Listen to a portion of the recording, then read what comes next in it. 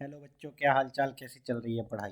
तो आज शुरू करते हैं पार्ट टू जेई मेंस 2019 के पेपर का।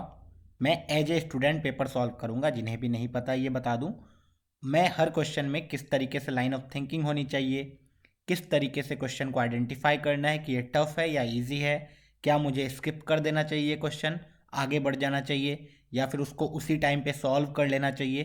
तो ये सारी बातें पता चलेंगी इस वीडियो में। तो शुरू करते हैं पार्ट टू। इसका सबसे पहला क्वेश्चन है, two integers are selected at random from this set 1 to 11, given that the sum of the selected number is even, the conditional probability that both the numbers are even is. Okay, तो इन्होंने already बता दिया कि हमें conditional probability निकालना है।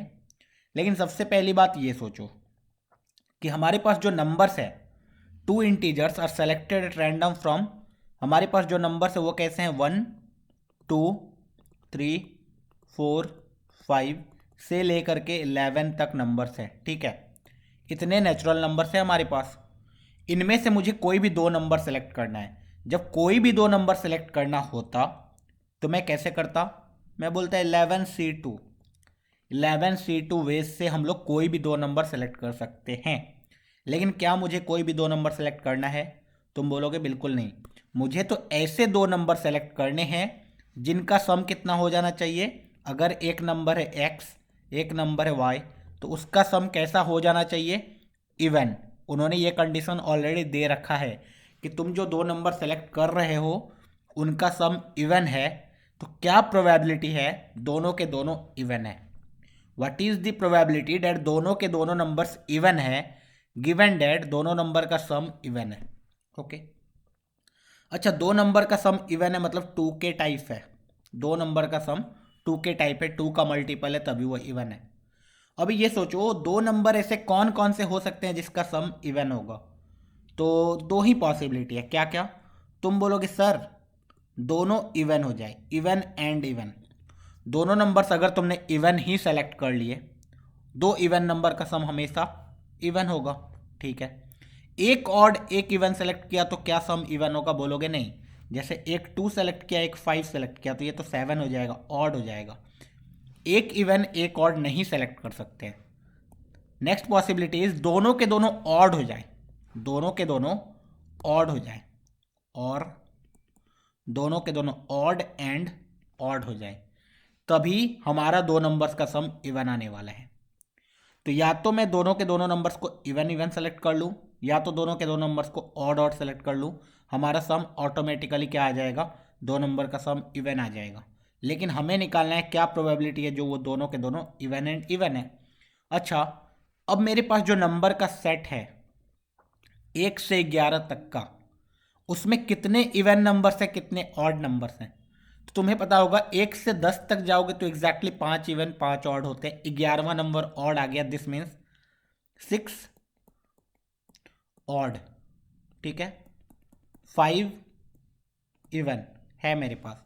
मुझे even and even select करना है तो मैं या तो पांच में से कोई दो सेलेक्ट कर लूँ, दोनों के दोनों इवन। मेरे पास 5 इवन है, दोनों के दोनों इवन चाहिए, 5C2 कर लिया। या फिर ऑड चाहिए तो 6C2 कर लिया। ओके, ये तो ओवरऑल हो गया sample space number of NS। N E मेरा कितना होगा, वो होगा सिर्फ 5C2। तो मेरा फाइनल आंसर प्रोबेबिलिटी कितना आ जाएगा, तो मैं बोलूँगा 5C2 divided by 5C2 plus 6C2। बताओ 5C2 कितना होता है, 10। ये 10, 6C2 will be equal to 15। तो कितना आ गया, 10 divide by 25, 2/5। 2/5 is the correct answer. ठीक है, तो इजी क्वेश्चन था ये, मैक्सिमम बच्चों ने कर लिया होगा। तो हम लोग भी इस क्वेश्चन को पढ़ते ही पहले अटेम्प्ट में कर लेंगे। ठीक है, ज़्यादा डिफिकल्ट क्वेश्चन नहीं है। ऐसे क्वेश्चंस रेगुलर क्लासरूम में भी करवाए जाते हैं जब पीएनसी वगैरह पढ़ाया जाता है, तो प्रोबेबिलिटी पढ़ाया जाता है तो। Okay, so the next question. Next question पढ़ते ही हमें पता चला, two circles with equal radii are intersecting at point this and this. दो सर्कल है मेरे पास, दोनों के दोनों इंटरसेक्ट करते हैं दो पॉइंट पे, और दोनों का रेडियस इक्वल है। सबसे पहली बात तो तुमने फिगर बनाने का सोचा। ठीक है, तुमने बोला एक सर्कल अगर ऐसा है, दूसरा सर्कल ऐसा है, फुल्ली सिमेट्रिक। फुल्ली सिमेट्रिक इसलिए मैं बोल रहा हूँ क्योंकि देखो दो सर्कल, दोनों का रेडियस सेम, और दोनों का जो पॉइंट ऑफ इंटरसेक्शन है, अगर इस पॉइंट को मैं 0,1 मानूँ तो अगला वाला पॉइंट क्या आ जाएगा, 0,-1। तो तुम्हें दिख रहा होगा कि ये जो लाइन है, this line is basically Y axis, ठीक है। तो ये वाला जो लाइन है अपना वाई एक्सिस है। अब आगे पढ़ते हैं। बोला गया the tangent at the point 0,1 to one of the circle passes through the centre of the other circle. मतलब किसी भी एक सर्कल, ये C1 है, मान लेते हैं ये C2 है, अगर मैं C2 पे टेंजेंट ड्रॉ करूँ 1,0 पे, तो ये पास करता है C1 के सेंटर से। सिमिलरली उल्टा भी तो हो सकता है, अगर मैं, उसने C1 C2 तो बोला नहीं है, और अगर मैं C1 पे ड्रॉ करूँ इस पॉइंट पे टेंजेंट, तो वो ऑब्वियसली C2 के सेंटर से पास करेगा। इसमें कोई प्रॉब्लम नहीं है क्योंकि दोनों के दोनों सिमेट्रिक है। उसने बोला किसी एक सर्कल पे टेंजेंट ड्रॉ करते हो 0,1 पे, तो वो दूसरे सर्कल के सेंटर से पास होता है। ओके, तो इसका सेंटर इज O1, अगले वाले का सेंटर इज O2 मान लिया। मुझे सेंटर नहीं पता है, ठीक है। Next, then the distance between the centre of this circle is, मुझे ये वाला डिस्टेंस कैलकुलेट करना है। What is the distance O1 O2। Okay, अभी O1 O2 सेलेक्ट करना है। तुम्हें ऑलरेडी पता है दिस इज व्हाट, 90 डिग्री, और हर चीज़ सिमेट्रिकल होने के कारण, this length is equal to this length, मतलब ये वाला पॉइंट जो है इन दोनों पॉइंट्स का मिड पॉइंट है। अच्छा, 0,1 और 0,-1 का मिड पॉइंट विल बी 0,0। वाव, इससे तुम्हें क्या पता चला? इससे पता चला this is basically x axis, ये ओरिजिन है अपना। ओके, ओरिजिन है और ये एक्स एक्सिस है, तो O2 और O1 का कोऑर्डिनेट लिख सकते हैं। तुम बोलोगे हाँ, अगर ये α,0 है तो इसका कोऑर्डिनेट विल बी -α,0। क्यों? क्योंकि दिस इज वाई एक्सिस और ये ओरिजिन है और ये एक्स एक्सिस है। तो एक तरफ अगर α,0 गए तो सेम डिस्टेंस यहाँ भी होने वाला है। Okay, now we can see ये टोटल डिस्टेंस O1 O2 का जो है वो कितना आ गया, बोलेंगे 2α। ओके, कोई बात नहीं है, 2α है। अब तुमने देखा कि ये वाला डिस्टेंस कितना है, दिस डिस्टेंस इज 1, ये वाला भी डिस्टेंस अपना 1 है। Okay, now we have to find the length 2α। अब मुझे और क्या क्या इंफॉर्मेशन पता है यहाँ से, तो यू विल से कि सर ये वाला डिस्टेंस इज रेडियस बेसिकली, है ना। This distance is radius, suppose r, this distance is also radius sir r, दोनों के दोनों डिस्टेंस r हैं। ये डिस्टेंस अल्फा, ये भी डिस्टेंस अल्फा। ओके, अब देखना ये अल्फा, ये अल्फा, ये r, ये r। ओके, तो नाउ यहां से मुझे दिख रहा होगा कि r जो डिस्टेंस है, r² will be equal to, इन दोनों के बीच में डिस्टेंस फॉर्मूला लगा दूं 0,1 एंड α,0 के बीच में। तो डिस्टेंस फॉर्मूला लगाया मैंने, स्क्वायर ऑलरेडी कर दिया है, तो तुम बोल सकते हो α-0 का होल स्क्वायर प्लस 0-1 का होल स्क्वायर। सो यहाँ से you will get α² + 1 is equal to r²। एक इक्वेशन आ गया डिस्टेंस फार्मूला से। दूसरा इक्वेशन कैसे आएगा? तुम बोलोगे sir Pythagoras, how? 1² plus α² is equal to r²। ये तो बेसिकली वही आ गया। ओके, तो नेक्स्ट इक्वेशन हम लोग कैसे निकाल सकते हैं? तो नेक्स्ट इक्वेशन यू कैन सी, यहां पे जो ये लाइन है, this line is tangent basically. सोचो, ऐसे सोचो कि इस पॉइंट पे मैंने ये वाला लाइन खींचा, है ना, इस पॉइंट पे मैंने ये वाला लाइन खींचा, इस सर्कल के सिस्टम से सोचो, C1 के हिसाब से, तो दिस इज द टेंजेंट। और इसी पॉइंट पे, इसी सर्कल पे एक और लाइन खींचा गया है जो कि इसके सेंटर से पास कर रहा है। अच्छा, सर्कल में ये पता है हमें कि किसी भी पॉइंट से अगर वो सेंटर से पास कर रहा है line, this means this is the normal at that point. वो वाला जो लाइन है नॉर्मल होता है। मतलब अगर इस 0,1 को देखा जाए और एग्जैक्टली सर्कल C1 के हिसाब से सोचा जाए तो this is the normal and this is the tangent. अच्छा, नॉर्मल और टेंजेंट के बीच का एंगल कितना होता है? 90 डिग्री। इससे मुझे एक और चीज़ पता चला कि ये वाला एंगल 90 डिग्री है। अब सोचो ये वाला डिस्टेंस कितना है? 2 अल्फा। ये वाला डिस्टेंस r, ये वाला डिस्टेंस r। क्या इसमें भी पाइथागोरस थ्योरम लगा सकते हैं? तुम बोलोगे हाँ सर। तो R square plus R square will be equal to what? 2 alpha का whole square, that is 4 alpha square. तो यहाँ से 2 आर स्क्वायर की वैल्यू आ गई 4 अल्फा स्क्वायर, आर स्क्वायर की वैल्यू आ गई 2 अल्फा स्क्वायर। मैं यहाँ पुट कर दूंगा 2 alpha square is equal to alpha square plus 1। Alpha square की वैल्यू 1 आ गई, अल्फा की वैल्यू आ गई प्लस और minus 1, alpha mod alpha 1, basically distance 1। अब मुझे एक्चुअल में दोनों सर्कल के सेंटर का बीच का डिस्टेंस चाहिए। देखो पहला ऑप्शन 1 ही दिया था ताकि मैक्सिमम बच्चे खटाक से 1 आए और 1 टिक कर दे, लेकिन 1 नहीं होगा आंसर, क्योंकि अल्फा इज दिस डिस्टेंस। मुझे दोनों सेंटर के बीच का डिस्टेंस इज एक्चुअल में 2 अल्फा, तो आंसर शुड बी 2। तो ये भी वन ऑफ द बढ़िया क्वेश्चन था, ठीक है। जिसको भी ज्योमेट्री बहुत अच्छे ढंग से आता है, कोऑर्डिनेट ज्योमेट्री अच्छे से ढंग से पढ़ा हुआ है, सर्कल्स वगैरह आता है, प्रॉपर्टीज यूज करने आता है, तो you can go for this question. और अगर तुम्हें ऐसा लगता है कि नहीं इस कॉन्सेप्ट में तुम वीक हो, तुम्हें कुछ आइडिया नहीं चल रहा है, तुम ड्रॉ जैसे ही करोगे सर्कल तुम्हें आइडिया नहीं चलेगा, अगर तुरंत स्किप कर दो, 1 मिनट से ज़्यादा वेस्ट मत करो उस चीज़ पे, क्योंकि तुम्हें अगर लग गया कि ये क्वेश्चन तुमसे नहीं होने वाला है तो उसको स्किप करो, बाद में देख लेना फिर से, ठीक है। चलो नेक्स्ट क्वेश्चन, क्वेश्चन नंबर 11। अब देखो बहुत सारे बच्चे बाइनोमियल थ्योरम से डरते हैं। ये मेनली कौन से डरते हैं? 11th 12th वाले बच्चे ज़्यादा डरते हैं, ड्रॉपर कम। अब देखना बाइनोमियल थ्योरम में ये पूछा गया है कि the value of R for which ये वाला सम इज मैक्सिमम। बहुत ही प्यारा सा क्वेश्चन। पहले तो ये वाला सम निकालने आना चाहिए। अब होता क्या है, जब बाइनोमियल कोएफिशिएंट का सम निकालने सिखाया जाता है तो बहुत बच्चे बहुत डर जाते हैं, ठीक है। तो बाइनोमियल कोएफिशिएंट का सम में एक्चुअली डरना नहीं है, 2-4 टाइप की चीज़ होती है, अगर वो तुम्हें पता है तुम सम वाले क्वेश्चन बहुत ही आसानी से कर सकते हो। इस सम को बहुत ध्यान से देखना। बाइनोमियल, 2 बाइनोमियल कोएफिशिएंट का मल्टीप्लिकेशन वाला सम है ये। यहाँ पे 20CR 20C0, 20CR -1 20C1, 20CR -2 20C2, इस तरीके से गया हुआ है। अच्छा तुम्हें दिख रहा होगा ऊपर 20 20 20 20 20 20, हर चीज़ 20। नीचे वाले को देखो, एक R है तो इधर 0, इधर 1 घटा, इधर 1 बढ़ा, इधर 2 घटा 2 बढ़ा, इसी टाइप से हो रहा है। दिस मीन्स इसका जो ओवरऑल सम है वो हमेशा क्या है? कांस्टेंट।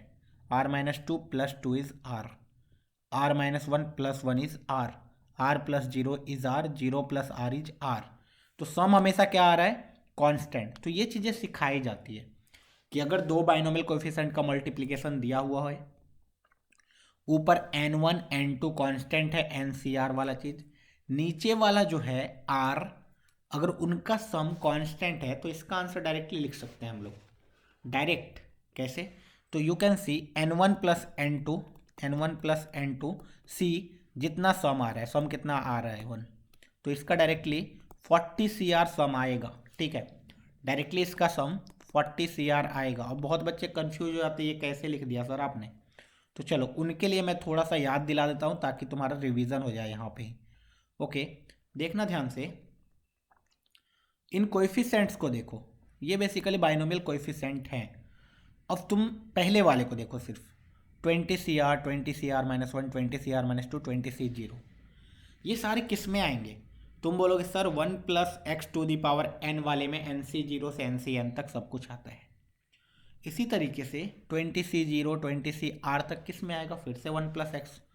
तो तुम ध्यान से सोचना, 1 + x⁴20 मल्टीप्लाई करोगे 1 + x⁴20 से, तो क्या होने वाला है? ध्यान से देखना, इसको जो मल्टीप्लाई करोगे इसमें क्या क्या आने वाला है? NC0 20 नहीं लिख रहा हूँ मैं, plus C1x plus C2x², C3x³, इसी तरीके से C20 x⁴20।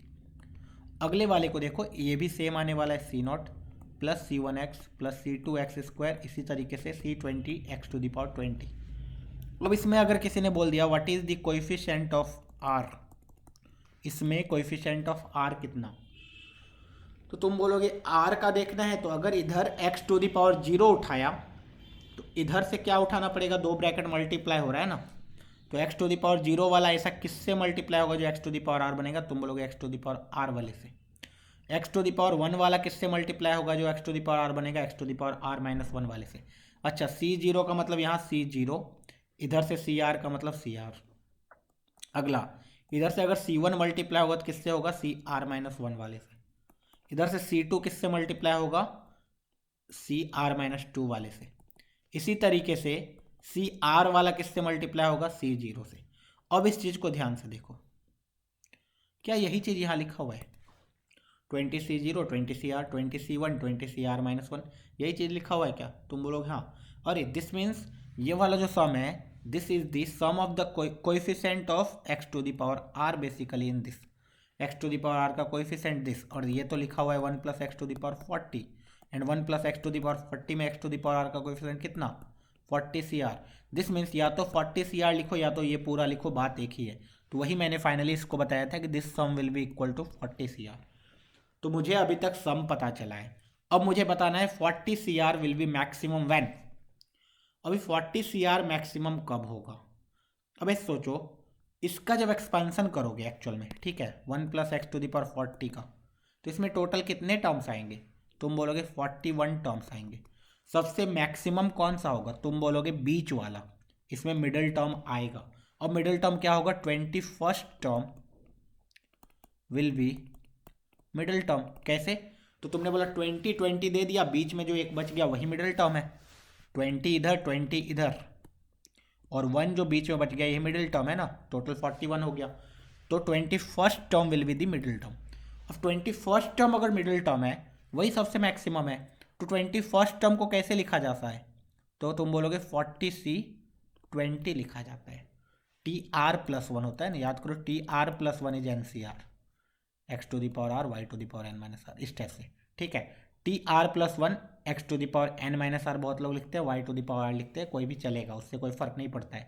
तो TR+1 इज NCR, तो 21st term is T20+1 is 40CR। तो 40CR is maximum when r is equal to 20, middle term maximum होता है।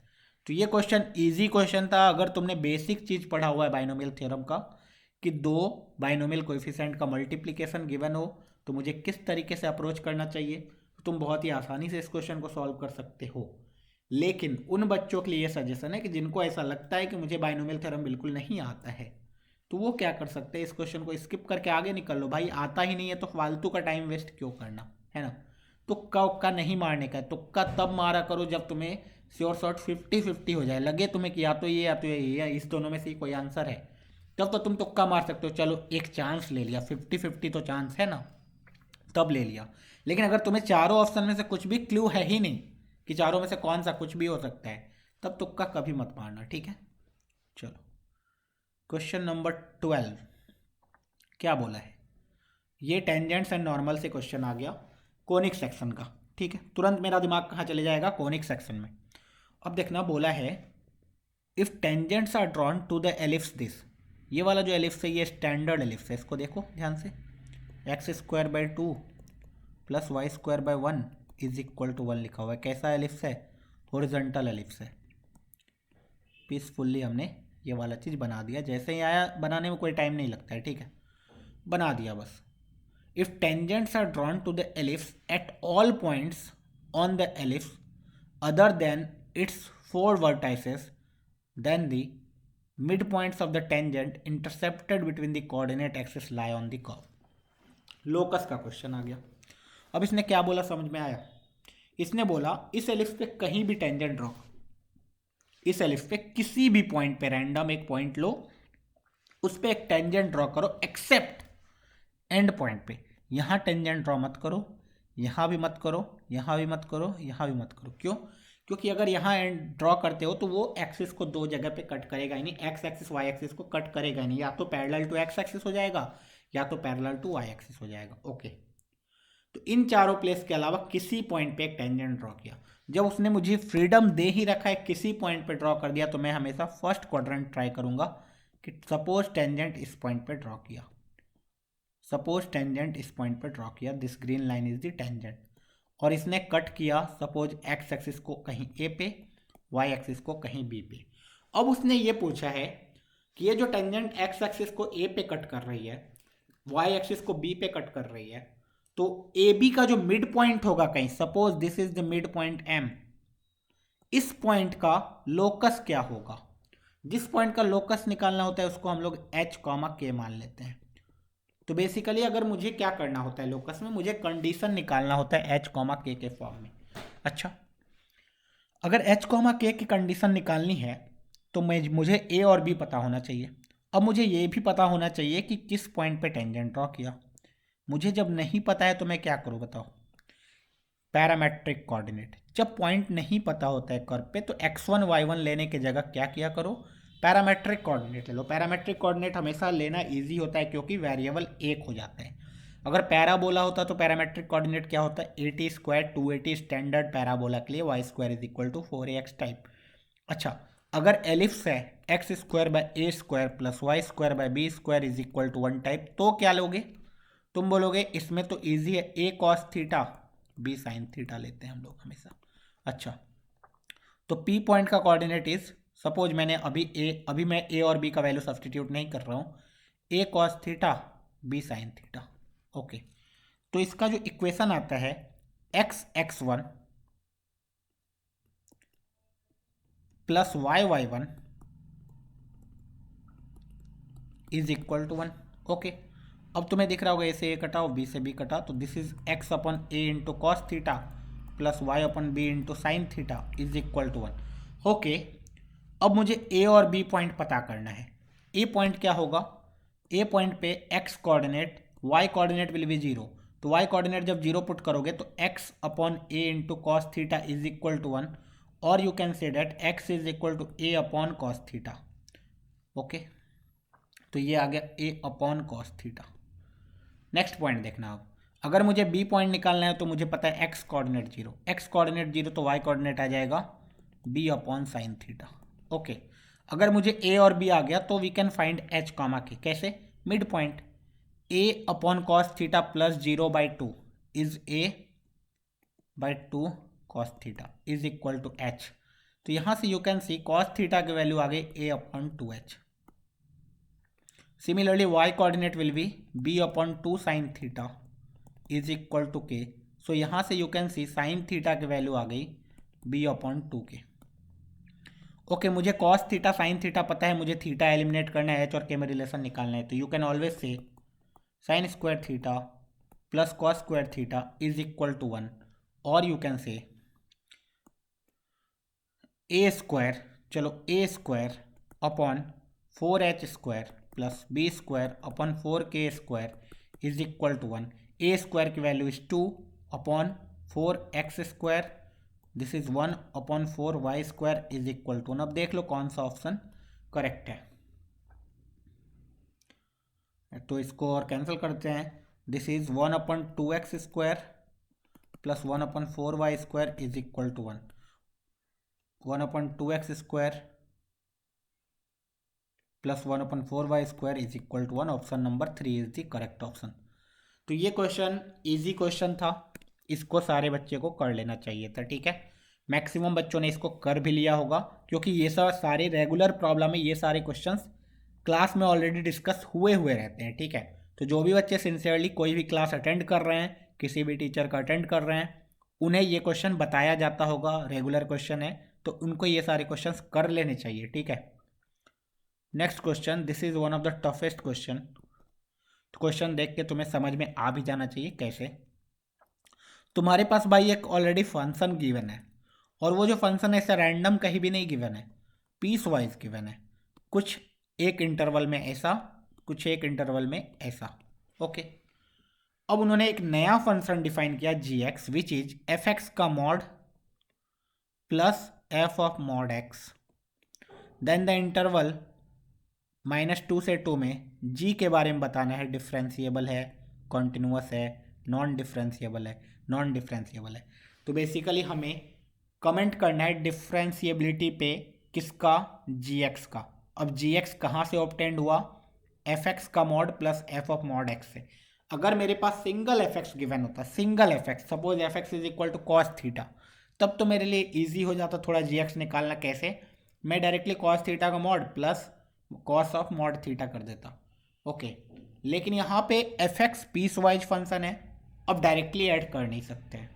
डायरेक्टली ऐड करोगे तो किसको ऐड करोगे, इसको या फिर इसको, और मुझे किस इंटरवल में चाहिए एग्जैक्टली, -2 से 2 में। तो कुछ भी दिमाग काम नहीं कर रहा है ना।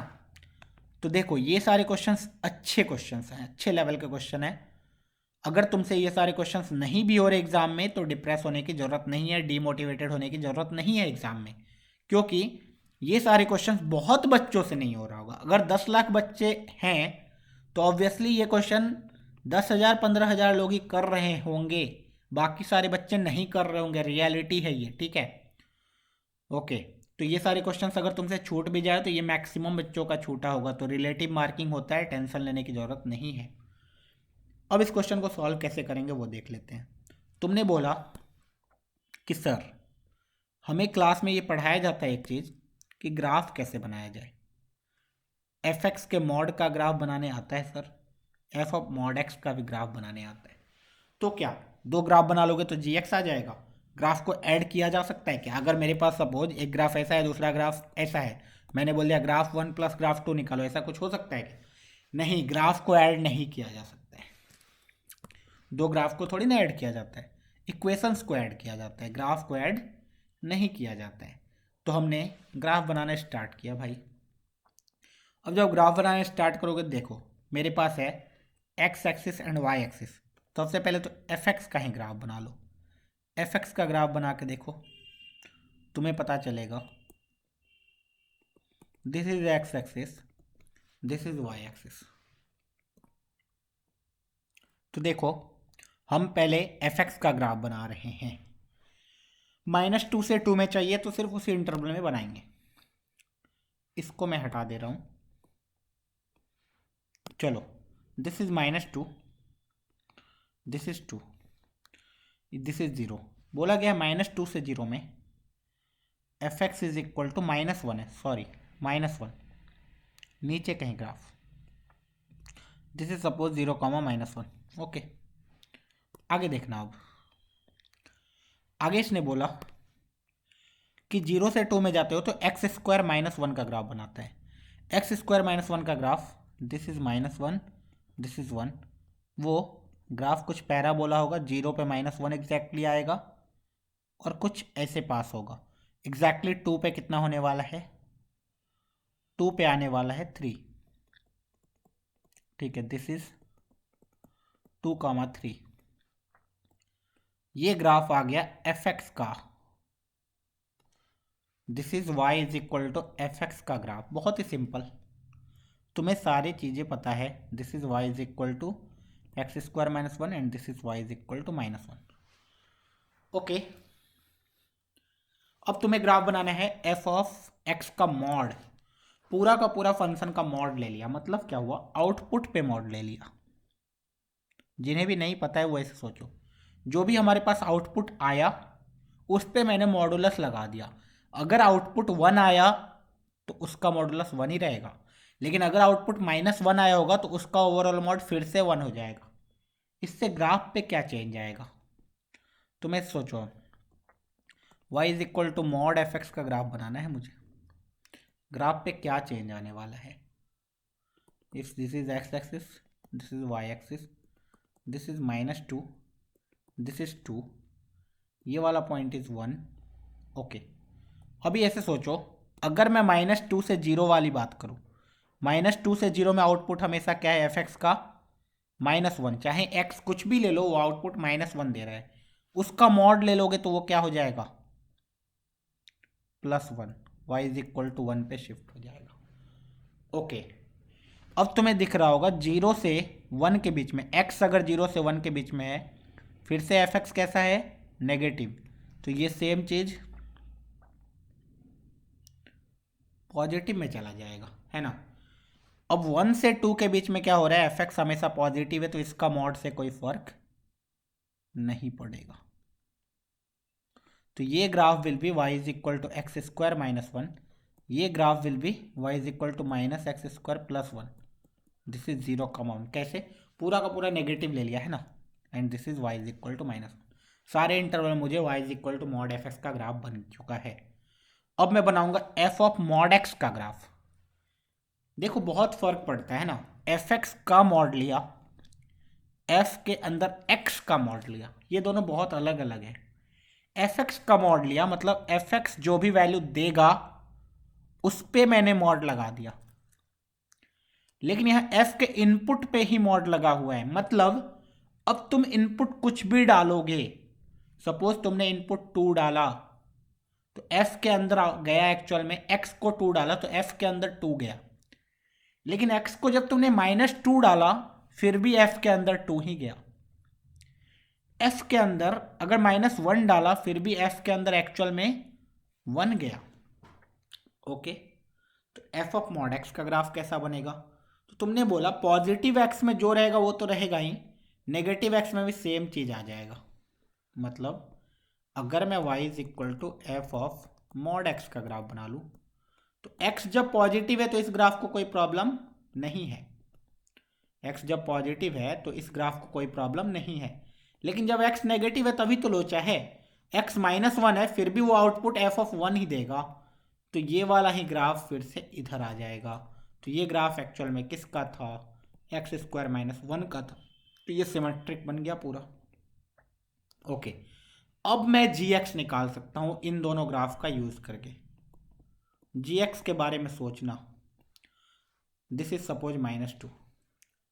अच्छा, f ऑफ मॉड x तो हमेशा एक्स स्क्वायर माइनस 1 है, चाहे वो कोई भी इंटरवल हो।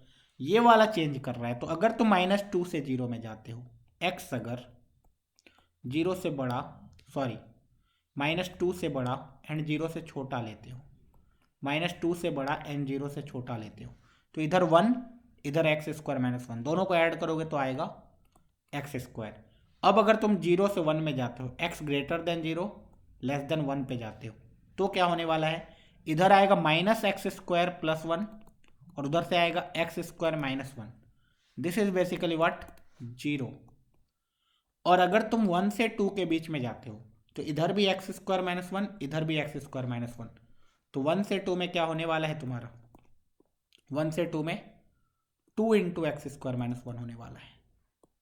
ओके, तुम्हारे पास जो जी एक्स फंक्शन आया ये आया, इसके डिफरेंशिएबिलिटी कंटिन्यूटी पे कमेंट करना है। 0 पे यहाँ क्लोज ले लो, यहाँ 1 पे क्लोज ले लो, ठीक है, कोई फर्क नहीं पड़ता है उससे, क्योंकि 0 डालोगे ये दोनों 0, 1 डालोगे इधर भी 0 है इधर भी 0 है। कंटिन्यूअस फंक्शन, पूरा का पूरा फंक्शन जी एक्स कंटिन्यूअस है। जी एक्स के बारे में मुझे कमेंट करना है, नॉट कंटिन्यूअस वाला ऑप्शन खत्म, कंटिन्यूअस तो है। अब जी एक्स के बारे में ऐसे सोचा, डिफरेंशिएबल कहाँ कहाँ है, तो चेक मुझे कहाँ कहाँ करना पड़ेगा? 0 पे एंड 1 पे। पूरा का पूरा कंटिन्यूअस तो मैं डायरेक्टली जी डैश एक्स ही निकाल सकता हूँ। जी डैश एक्स निकालोगे तो ऊपर 2x नीचे तो 0 ही है, ये आ गया 2x। ओके, अब तुमने ये इंटरवल सोचो, 0 डालोगे तो ऊपर भी 0 नीचे भी 0, 0 पे क्या हो गया? x इज इक्वल टू 0 पे डिफरेंशिएबल हो गया, LHD RHD सेम आ गया। लेकिन 1 पे सोचो, जब 1 डालोगे तो इधर 0, लेकिन 1 इधर डालोगे तो 4 आ जाएगा। एक तरफ 1 आया एक तरफ 4 आया, LHD 1 RHD 4, this means what? 1 पे कैसा हो गया? Non differentiable at x is equal to 1। इसका मतलब एग्जैक्टली एक पॉइंट पे g x is non differentiable. Option number 4। तो ये one of the best question था, टफ क्वेश्चन इसको बोल सकते हैं, बहुत कम बच्चों ने इसको सॉल्व किया होगा, ठीक है। बहुत सारी चीज़ें सीखने मिली इस क्वेश्चन से और बहुत ही मज़ा आया क्वेश्चन को सॉल्व करके, ठीक है। चलो क्वेश्चन नंबर 14 देखने में थोड़ा डरावना है क्योंकि ऑप्शंस वगैरह सारा मतलब खतरनाक टाइप का दिया हुआ है, लेकिन इन्होंने बेसिकली सिर्फ dy/dx पूछा है। एक इन्होंने इम्प्लिसिट फंक्शन दे दिया है, x और y पूरा का पूरा कंबाइंड है, उसके बाद dy/dx पूछा है। देखो, या तो तुम y निकालो अलग से उसके बाद dy/dx निकाल लो, या तो पूरा का पूरा x के रिस्पेक्ट में डिफ्रेंशिएट ही कर दो, दोनों चलेगा। जब तुम x के रिस्पेक्ट में डिफ्रेंशिएट करोगे सोचो क्या होगा। dy/dx को मैं y डैश लिखूंगा, ठीक है। x इंटू ये फंक्शन मैं फिर से लिखता हूँ, x into ln x minus x square plus Y square is equal to 4। मैं डिफ्रेंशिएट करूंगा तो इसमें पहले तो प्रोडक्ट रूल लगेगा। एक्स का डिफ्रेंशिएशन होगा तो ln ऑफ ln x रहेगा, प्लस एक्स का डिफ्रेंशिएशन नहीं होगा, अब इसका डिफ्रेंशिएशन होगा। इसका डिफ्रेंशिएशन करने में चेन रूल लगेगा, 1/ln x आएगा इंटू 1/x आएगा। मैंने पहले इस ln का डिफ्रेंशिएशन किया, फिर इस ln का डिफ्रेंशिएशन किया, माइनस एक्स स्क्वायर का डिफ्रेंशिएशन 2x आएगा, प्लस वाई स्क्वायर का differentiation 2y into d y by d x is equal to 0। अब तुम्हें d y by d x at x is equal to e निकालना है। X is equal to e put कर दो, x is equal to e put करोगे ln e 1 आएगा, ln 1 0, तो this is 0। यहाँ तो x से x ऑलरेडी कट चुका है, 1/ln ई 1 माइनस ये है 2e plus 2y into d y by d x is equal to 0। तो यहाँ से you can see 2y into d y by d x की वैल्यू जो आ गई 2e माइनस 1 आ गई। तो this means d y by d x की वैल्यू जो आ गई वो आ गई 2e माइनस 1 बाई 2y। अब यहाँ पे हमें लोचा है y कितना, तो मुझे पता है जब x e है तो y मैं ऑलरेडी निकाल सकता हूँ।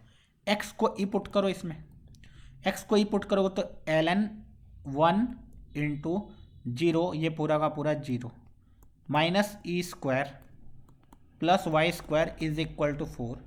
तो वाई स्क्वायर की वैल्यू है 4 प्लस ई स्क्वायर, तो वाई की वैल्यू है √4 प्लस ई स्क्वायर प्लस और माइनस के साथ, ठीक है।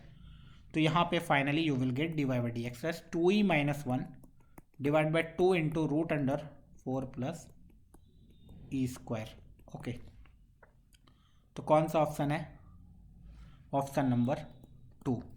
तो ये बेसिक डिफ्रेंशिएशन का क्वेश्चन था, बोर्ड लेवल क्वेश्चन था, मैक्सिमम बच्चों ने इसको कर लिया होगा और हमें भी फर्स्ट अटेम्प्ट में कर लेना चाहिए था ये क्वेश्चन, ठीक है। नेक्स्ट क्वेश्चन आता है इंटीग्रेशन, इनडेफिनेट इंटीग्रेशन। आजकल ट्रेंड चल गया है कि एक क्वेश्चन इनडेफिनेट इंटीग्रेशन से आने लगा है। पहले क्या होता था, इतने सारे क्वेश्चंस नहीं आते थे इनडेफिनेट इंटीग्रेशन से, और मैक्सिमम टाइम में ऐसे ही क्वेश्चन पूछते हैं। अब देखो इन्होंने बोल दिया integration of something is equal to कोई फंक्शन आएगा ax इंटू इस पे पावर m। उसके बाद उन्होंने पूछा है वो जो फंक्शन ax आएगा और m आएगा तो ax पे पावर m कितना होगा। अब बहुत बच्चे इसमें डायरेक्टली ये दिमाग लगाते हैं कि डायरेक्टली सर डिफ्रेंशिएट कर दो।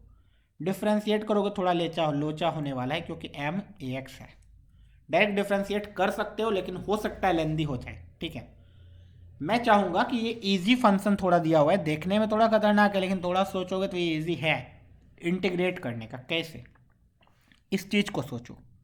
दिस इज बेसिकली अगर तुम रूट के अंदर से एक्स स्क्वायर बाहर निकाल देते हो तो रूट के अंदर एक्स स्क्वायर बाहर निकलेगा तो एक्स बन के निकलेगा, मतलब एक्स स्क्वायर का रूट था पहले, उसको बाहर निकालोगे तो एक्स निकलेगा। हाँ अच्छा, इनडेफिनेट इंटीग्रेशन कर रहे हैं तो मॉड वर्ड नहीं लेते हैं, ठीक है। चलो एक्स आ गया, रूट के अंदर क्या गया होगा, तुम बोलोगे सर 1/x स्क्वायर माइनस 1 गया होगा। अच्छा नीचे तो x to the power 4 already है।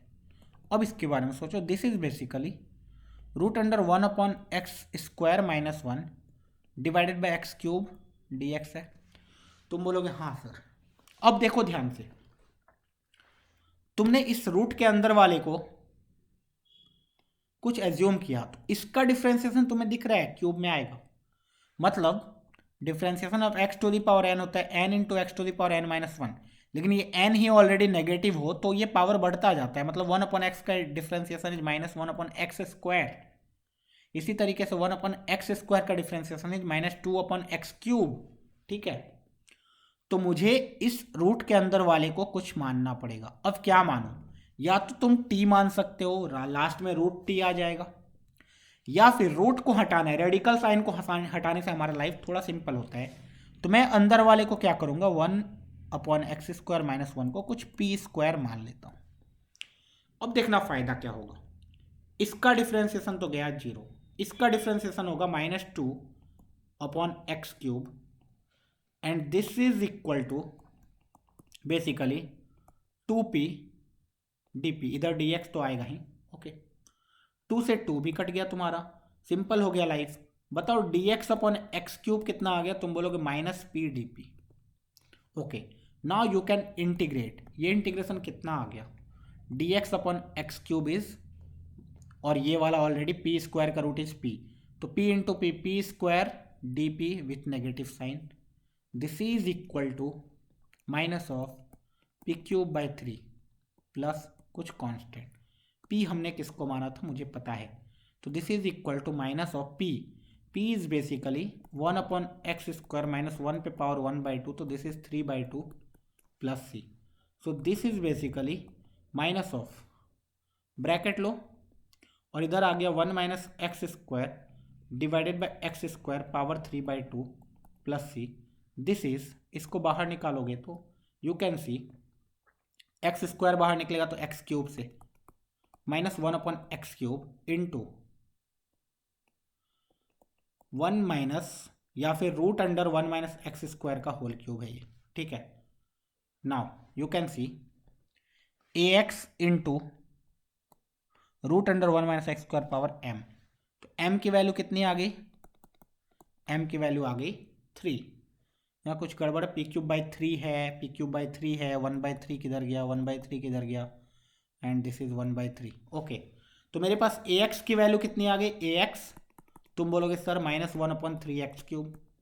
अच्छा एम कितनी है, सर बोलोगे 3, एम पता है, ए एक्स पता है, इसका क्यूब, तो 3 into 3 into 3 1/27 with negative sign x to the power 9, तो ऑप्शन नंबर 1 करेक्ट। ये इजी कैटेगरी का क्वेश्चन था, अगर तुमने एनसीईआरटी वगैरह सॉल्व किया है इंटीग्रेशन अच्छे ढंग से, तो ये वाला भी इंटीग्रेशन तुम्हारे लिए ज़्यादा डिफिकल्ट नहीं था, ठीक है।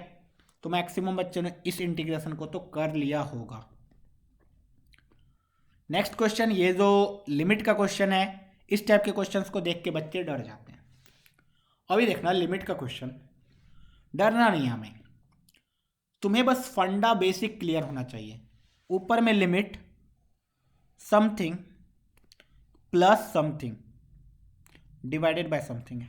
अभी सोचना, मुझे इस समथिंग में कुछ प्रॉब्लम नजर आ रहा है क्या, तुम बोलोगे नहीं सर ये वाला समथिंग बहुत ही प्योर है, इसका इंटीग्रेशन, इसका लिमिट निकालना बहुत इजी होता है मेरे लिए। कैसे होता है, जिसको नहीं पता है वो देख लेना। लोचा किस में है सर, इस वाले इंटीग्रेशन में। इस वाले इंटीग्रेशन का कोई ठिकाना नहीं है, कहीं मॉड दिया हुआ है, कहीं ग्रेटेस्ट इंटीजर दिया हुआ, कुछ समझ में नहीं आ रहा है। अब सोचना, क्या मैं इंटीग्रेशन को स्प्लिट कर सकता हूँ, लिमिट को, लिमिट बोल रहा हूँ, इंटीग्रेशन क्यों बोल रहा हूँ, ए अपॉन सी बी अपॉन सी लिमिट कर सकता हूँ क्या, तुम बोलोगे हाँ हमेशा, तुम बोलोगे ना, कब, फिर तुम बोलोगे जब एक लिमिट कम से कम एग्जिस्ट करता हो, मतलब तुमने दो अलग अलग लिमिट में स्प्लिट किया तो कम से कम एक लिमिट एग्जिस्ट करता हो, then you can split the limit. Okay, ये मुझे कैसे पता चलेगा, चेक करने के बाद पता चलेगा। तुम्हें पता है कि इसका इंटीग्रेशन, इसका लिमिट निकालना easy, limit extending towards 0 tan of pi sine square x divided by x square, अलग से पहले लिमिट निकाल लो कितना आ रहा है। तुमने बोला tan, x को 0 रखूंगा, tan के अंदर वाला कहाँ जा रहा है मसाला, 0 को। अगर सेम मसाला नीचे होता तो क्या मेरा लाइफ इजी हो जाता, तुम बोलोगे हाँ। इससे फ़ायदा क्या होता है सेम मसाला से, सेम मसाला से फ़ायदा होता है sir tan x upon x वाला चीज़ 1 को चला जाता है, तो this is going to be 1। अब देखो पाई तो अलग है, sine square x upon x square ये भी कितना हो जाएगा 1, तो ये लिमिट कितनी आ गई पाई, दिस मीन्स स्प्लिट तो कर सकते, तो ये आ गया pi plus limit x tending towards 0 mod x minus sine x into greatest integer x का whole square divided by x square. Okay, अब इस लिमिट को ध्यान से देखना है, यहां मॉड भी इन्वॉल्व है, ग्रेटेस्ट इंटीजर भी इन्वॉल्व है। x 0 की तरफ जा रहा है, x जब 0 की तरफ जा रहा है तो x कितना, तुम बोलोगे सर इट कैन बी 0 से बड़ा और इट कैन बी 0 से छोटा। 0 की तरफ जा रहा है ना, उसने ये नहीं बताया किस साइड से जा रहा है। अगर वो ऑलरेडी दे रखा होता है 0 प्लस या 0 माइनस, तब तो मुझे एग्जैक्टली आइडिया होता। अभी तो मुझे आइडिया नहीं है। अच्छा, ये चीज़ क्यों सोचना पड़ रहा है? क्योंकि ग्रेटेस्ट इंटीजर है इन्वॉल्व। इससे फ़ायदा क्या होगा? इससे ये कि ग्रेटेस्ट इंटीजर अगर 0 से कोई भी बड़ा नंबर हो और 1 से छोटा हो तो उसका ग्रेटेस्ट इंटीजर 0 हो जाता है।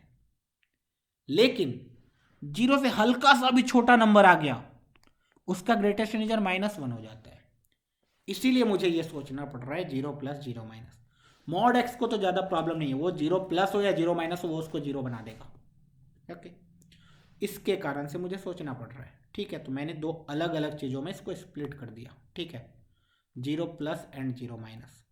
मैंने बोला limit x tending towards 0 plus निकालो। जब 0 प्लस निकालोगे ये क्या होने वाला है देखना, मॉड एक्स, तो मॉड एक्स रहेगा 0 प्लस पे एक्स के अंदर वाला पॉजिटिव तो मॉड प्लस से खुला, माइनस साइन 0 प्लस को जाओगे तो ग्रेटेस्ट इंटीजर हमेशा एक कांस्टेंट 0 वैल्यू देगा। साइन के अंदर 0 इज 0, तो बेसिकली ये 0 हो गया। Sine 0 is 0। अब देखना नेक्स्ट, तुमने बोला ये तो 0, तो x अपॉन ये कितना आ गया? तुम बोलोगे x का, अब ये पूरा जो भी है इसका whole square, x square upon x square, ये तो 1 आ गया। Limit x tending to 0 minus पे चलते हैं। 0 माइनस पे चलोगे तो मॉड किससे खुलेगा? माइनस से, तो दिस इज माइनस एक्स। और ग्रेटेस्ट इंटीजर ऑफ 0 माइनस -1, तो ये कितना आने वाला है? Minus sine of minus x का whole square divided by x square. अब इसको सॉल्व करो, तुम बोलोगे माइनस माइनस खत्म बेसिकली, तो दिस इज एक्स, यहाँ से एक माइनस निकल के ये प्लस बना देगा और एक माइनस कॉमन निकालो तो एक्स माइनस साइन एक्स का whole square divided by x square. तो this is basically x minus sine x divided by x का whole square which is equal to 1 minus sine x upon x का whole square. और limit लगाना है x tending to 0, sine x upon x 1, तो 1 minus 1 0, तो ये 0। तो तुम्हें दिख रहा है LHL 1 आया, sorry RHL, this is RHL आया 1, बट LHL कितना आ गया? 0। अच्छा, LHL और RHL अलग अलग आया, दिस मीन्स ये पूरा का लिमिट 0 प्लस पे पाई प्लस 1 आता और एक बार पाई आता, तो लिमिट कैसा हो गया? Does not exist, limit exist नहीं कर रहा है। तो ये बहुत ही अच्छा क्वेश्चन था लिमिट का। जिन्हें भी ये सारे कॉन्सेप्ट नहीं पता है, अभी तुमने सीख लिया कि मॉड हो, ग्रेटेस्ट इंटीजर फंक्शन हो, तो लिमिट का जो वो लिमिट एक्स कहाँ जा रहा है इस पर बहुत कुछ डिपेंड करता है। हमें LHL RHL वगैरह निकालने आना चाहिए। चलो नेक्स्ट क्वेश्चन देखते हैं। नेक्स्ट क्वेश्चन मैक्सिमम मिनिमम पे आ गया, पढ़ते ही हमने समझ लिया कि the maximum value of the function, इस फंक्शन का हमें मैक्सिमम वैल्यू निकालना है। अब यह फंक्शन बहुत ही बड़ा है, मैक्सिमम मिनिमम हो सकता है, क्यूबिक इक्वेशन है तो माइनस इन्फिनिटी से इन्फिनिटी हमेशा रूट, हमेशा उसका रेंज होता है, मतलब maximum infinity minimum minus infinity होगा।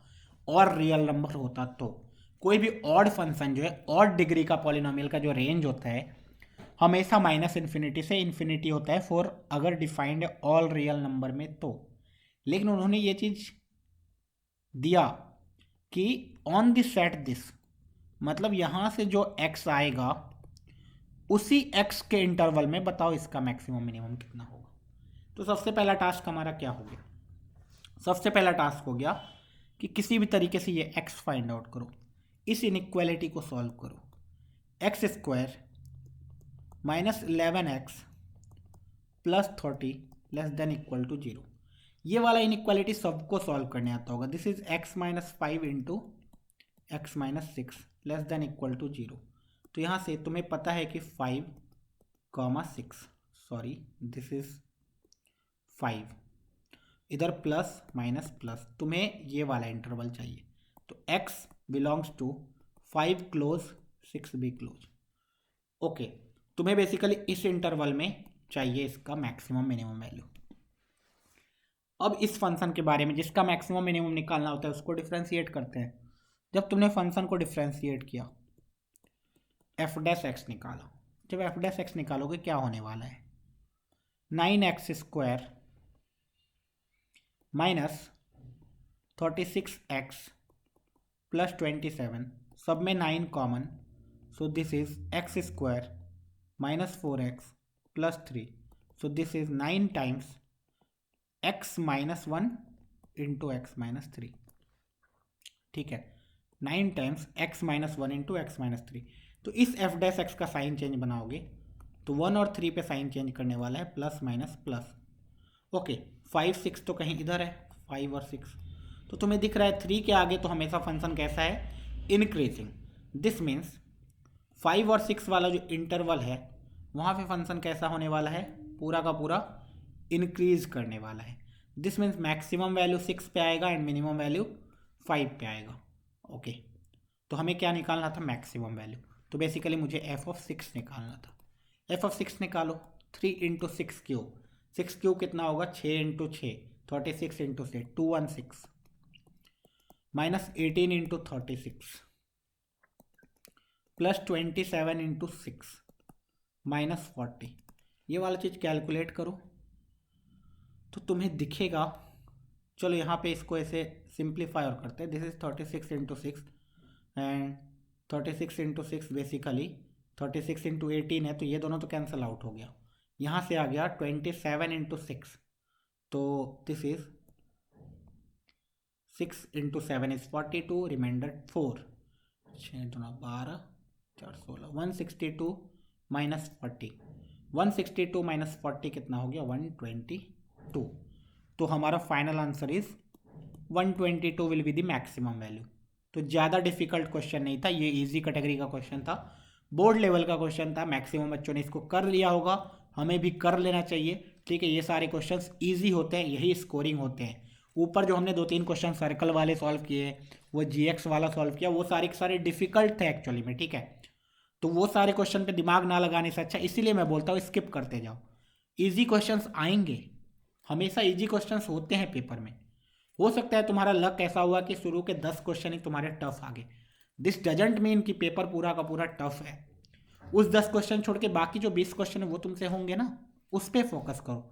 तो जो क्वेश्चन होंगे हमेशा उस पर फोकस करो, ना कि जो क्वेश्चन नहीं बन रहे हैं फालतू का टाइम वेस्ट किए जा रहे हो उस पर. ऐसा कभी नहीं करना है. हर एक क्वेश्चन का वेटेज सेम होता है, 4 मार्क्स ही हर एक क्वेश्चन देता है. तो 4 मार्क्स ही मिलेगा जब ईजीएस्ट क्वेश्चन से भी टफेस्ट क्वेश्चन से भी. तो मैं क्यों ना इजी वाला क्वेश्चन करके 4 मार्क्स उठा लूँ. चलो नेक्स्ट क्वेश्चन. अब ये वाला फंक्शन तो यार कितनी बार आ चुका है, ये इतना कॉमन फंक्शन है, जेई का इतना फेवरेट है कि तुम्हें पता चलेगा यार दिस इज द, मतलब इस फंक्शन का हमें तो ग्राफ भी याद है यार. ऐसे करके इधर, ऐसे करके इधर, तो इसका रेंज पता करना था तुम्हें. बेसिकली तुम जब एफ डैश एक्स निकाल के तुम ग्राफ वगैरह बनाओगे तुम्हें पता चलेगा दिस इज फ्रॉम -1/2 से 1/2 में रेंज आ रहा है. ठीक है, ये मैंने किसी अपने वीडियो में इसी पेपर सॉल्विंग में सेम क्वेश्चन आया हुआ, मैंने इस चीज़ का ग्राफ बनाया हुआ है. अगर तुम्हें ये ग्राफिकल अप्रोच नहीं पता है, तुम्हें एफ डैश एक्स निकालने में प्रॉब्लम हो रहा है, तो तुम क्या कर सकते हो, तुम्हें यहाँ पे ये भी आइडेंटिफाई कर सकते हो. This is 1 divide by x से तुमने एक्चुअली ऊपर नीचे डिवाइड कर दिया, तो 1/x प्लस एक्स.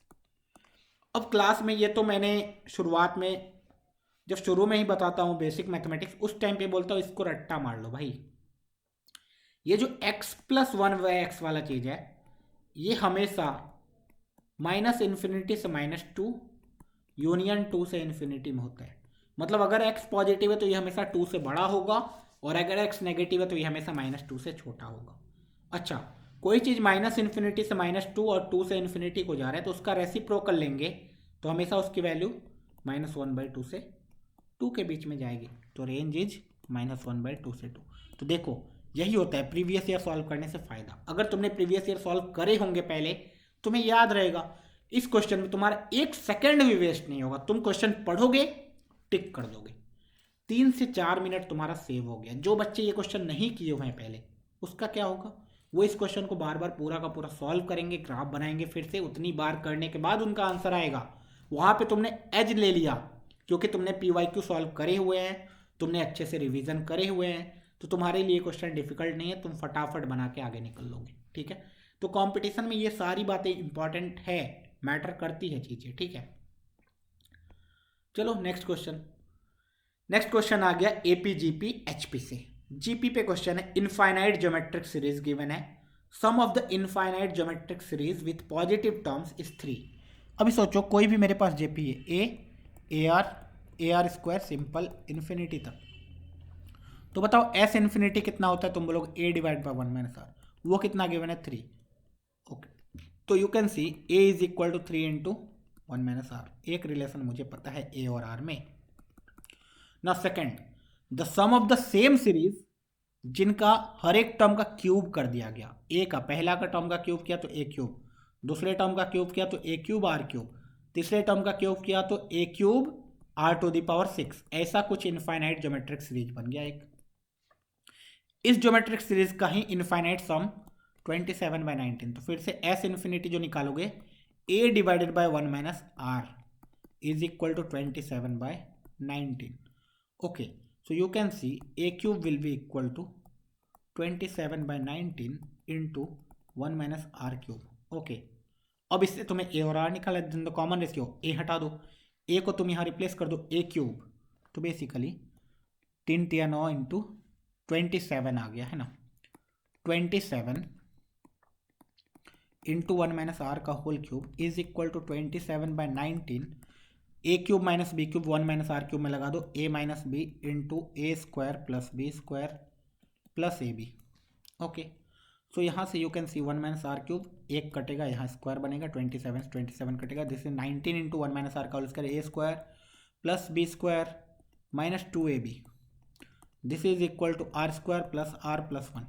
अब इसको सॉल्व करना है बेसिकली, तो you can see 19 r square minus r square is 18 r square, 19 into 2 minus 38 r इधर है और एक आर गया तो माइनस 39 आर, इधर से 19 minus 1 plus 18 is equal to 0। ठीक है, ये आ गया तुम्हारा 18 r square minus 39 r plus 18 is equal to 0।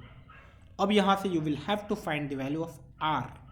अब आर की वैल्यू या तो तुम डाल के कोई देख लो, या तो यहाँ निकाल लो, मैं डाल के देख लूँगा है ना।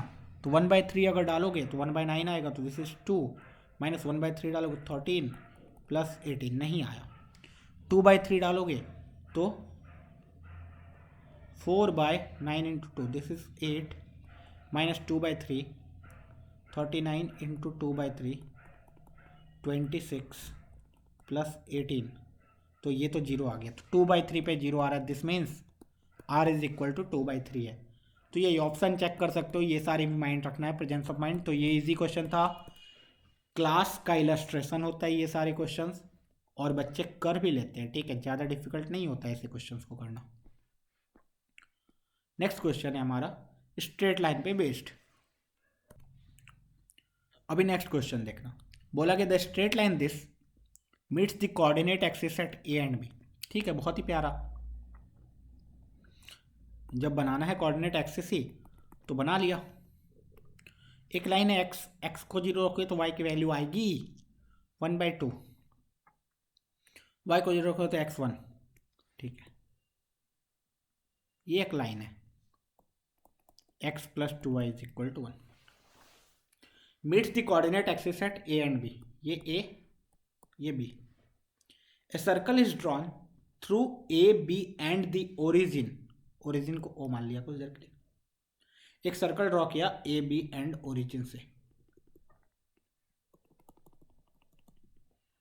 Then the sum of the perpendicular distance from a and b on the tangent to this circle at the origin.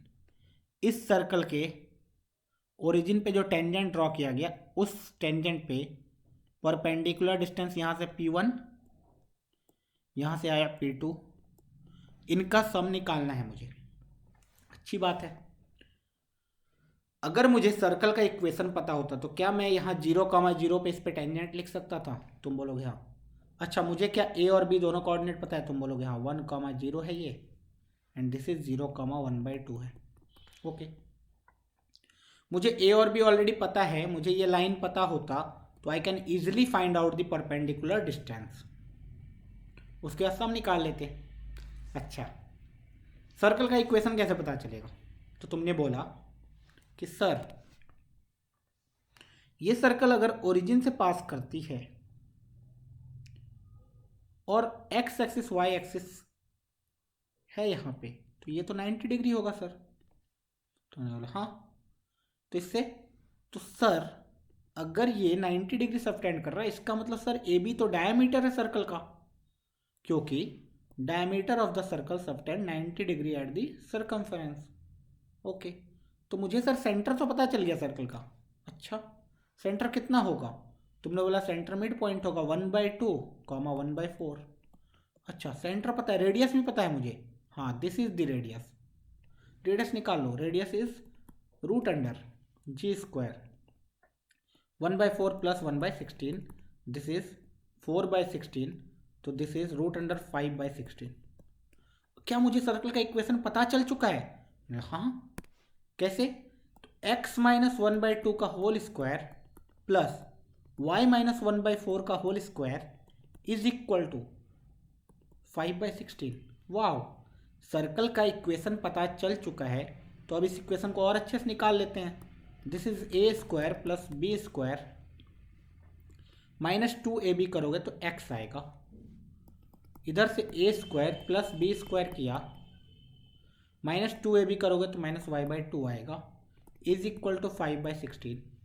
अब तुम्हें दिख रहा होगा 1/4 प्लस 1/16 तो 5/16 होता है। ओके, 2ab मैंने सही लिखा है कि नहीं? 2ab, ठीक है, यहाँ से 2ab। ओके, हाँ, तो इक्वेशन क्या आ रहा है? X square plus Y square minus x minus y/2 is equal to 0। ये आ गया सर्कल का इक्वेशन। नाउ अगर सर्कल का इक्वेशन आ चुका है, तो क्या हम लोग टेंजेंट का इक्वेशन निकाल सकते हैं 0,0 पे? एट 0,0 टेंजेंट, तो t is equal to 0, x1 तो 0 आ गया, y1 0 आ गया, माइनस x को लिखते हैं x प्लस x1/2, तो x प्लस 0/2, माइनस y को लिखते हैं y प्लस y1/2, तो y/4 इज इक्वल टू 0। तो इक्वेशन मेरा क्या आ गया? x/2 plus y/4 is equal to 0। 4 से मल्टीप्लाई कर दिया तो 2x plus y is equal to 0। ये आ गया तुम्हारा equation of the tangent, 2x plus y is equal to 0। Okay, now 1,0 से परपेंडिकुलर डिस्टेंस बताओ। पहले 1,0 से निकालो P2, तो तुमने बोला P2 इज द मॉड 1 रखो 2 plus 0 divide by root under 5। P2 निकाला, P1 निकाला, तो मॉड 0 x को 0 y को 1/2 डिवाइड बाई रूट 5। तुम्हें निकालना P1 प्लस P2, तो P1 प्लस P2 कितना आ गया तुम्हारा? 2 प्लस 1/2 5/2 रूट 5, तो दिस इज बेसिकली रूट 5/2, तो रूट 5/2 आ गया डिस्टेंस।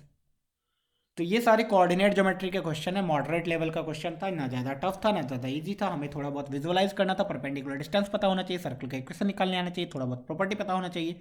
ये सारी चीज़ें पता है तो क्वेश्चन सॉल्व हो जाएगा, नहीं पता है तो छोड़ के निकल लो आगे, है ना, अगला क्वेश्चन सॉल्व करो। हो सकता है इस पेपर का मैथ थोड़ा टफ है, ठीक है, क्योंकि मुझे जैसे भी मैं सॉल्व कर रहा हूँ तो जो भी क्वेश्चंस हैं बेसिकली थोड़े टफ लेवल के दिख रहे हैं मुझे, ठीक है। चलो नेक्स्ट क्वेश्चन देखना। नेक्स्ट क्वेश्चन एसओटी से है। बहुत बच्चे एसओटी से डर जाते हैं, ओके, लेकिन मैं प्रेफर करता हूँ, मैं बच्चों को ये हमेशा बोलता हूँ, ठीक है, एसओटी से डरते हो कोई बात नहीं, डरते हैं, बहुत बच्चे डरते हैं, क्योंकि एसओटी ऐसे भी हर एक कोचिंग वगैरह में लास्ट में पढ़ाया जाता है, लिस्ट इंपॉर्टेंस। तुम्हें लेकिन क्या करना है, कम से कम साइन रूल और कोसाइन रूल और प्रोजेक्शन फॉर्मूला ये सब पता होना चाहिए, टर्मिनोलॉजी पता होना चाहिए, सर्कम रेडियस क्या होता है, क्या क्या होता है, ठीक है। अब तुम इस क्वेश्चन को देखोगे, in a triangle the sum of the length of the two sides is x. कोई भी दो साइड का सम, लेंथ का सम एक्स गिवन है, and the product of the length of the same side is y. और यहां पे x square minus c square is equal to y, where c is the length of the third side. Okay, बहुत ही प्यारा, A B C. चलो, तो ये ए है, ये बी है, ये सी है, मुझे सी थर्ड साइड है, तो ए प्लस बी गिवन है x and A into be given है वाई। ओके, अगर तुमने 2014 या 2015 का पेपर सॉल्व किया है IIT JEE का, तो ये क्वेश्चन सेम टू सेम वहाँ आया हुआ है, इसीलिए PYQ का बहुत ज़्यादा इंपॉर्टेंस है। PYQ पूरा का पूरा तुम्हें सॉल्व करना है, ठीक है। तो a plus b is equal to x, a into b. अब तुमने बोला एक इक्वेशन गिवन है, डाल देते हैं इस इक्वेशन में, a plus b the whole square minus c square is equal to a b. A square plus b square plus 2ab minus c square is equal to a b. तो a square plus b square minus c square की value आ गई minus A B. बताओ ये चीज़ कहाँ दिखता है? तो बोलोगे सर कोसाइन रूल में cos c will be equal to a square plus b square minus c square divide by 2ab। तो ये तो आ गया माइनस हाफ। अच्छा cos c आ गया है माइनस हाफ, तो एंगल कितना है? तुम बोलोगे 1/2, c is 120 degree, 2π/3। Okay angle c is 120 degree basically. अब आगे सोचो, अगर मैं साइन c निकालना चाहूँ, निकल जाएगा क्या? तो बोलोगे हाँ, sine 120 degree will be what, √3/2, 180 minus 60, ठीक है।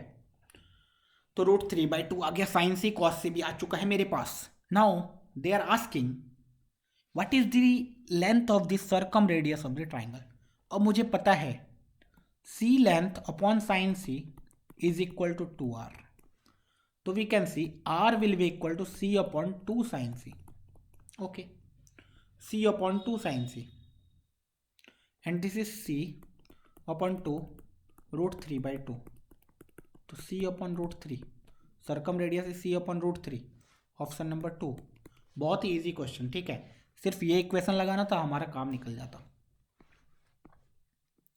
Next question, the equation of the common tangent to the parabola this and the hyperbola this. हर एक साल लगभग हर एक अल्टरनेट ईयर्स में कॉमन टेंजेंट पे क्वेश्चन आना है। कॉमन टेंजेंट का क्वेश्चन इजी होता है, ठीक है, एक कॉन्सेप्ट होता है, अगर तुम उसको ग्रास्प कर लेते हो तो क्वेश्चन बनाने में प्रॉब्लम नहीं होती है। तुम्हें बस बेसिक कॉन्सेप्ट पता होने चाहिए, तुम आसानी से कॉमन टेंजेंट का क्वेश्चन सॉल्व कर सकते हो। Okay, y square is equal to 4ax type है, या तो तुम इस पे टेंजेंट लिखो या तो इस पे, किसका टेंजेंट लिखना आसान है? तो तुमने बोला sir y square is equal to 4ax का, t y is equal to x plus a t square, या तो तुम y is equal to m x plus a by m लिख दो, या तो t y is equal to x plus a t square. A कितना है 1, तो t y is equal to x plus t square है सर इक्वेशन। ओके, सो अब तुम्हें दिख रहा होगा एंड द हाइपरबोला, इस पे तुम्हारा टेंजेंट है, तो यू विल से कि सर मुझे क्या करना होगा, इस टेंजेंट को इस कर्व के साथ सॉल्व करना होगा और शो करना होगा कि एग्जैक्टली एक ही रूट है। एग्जैक्टली एक ही रूट है मतलब नहीं, दो रूट है लेकिन दोनों के दोनों सेम है। डेट मीन्स वो जो क्वाड्रेटिक आएगा एक्स या वाई में वो परफेक्ट स्क्वायर है जिसमें डिस्क्रिमिनेंट 0 है उसका।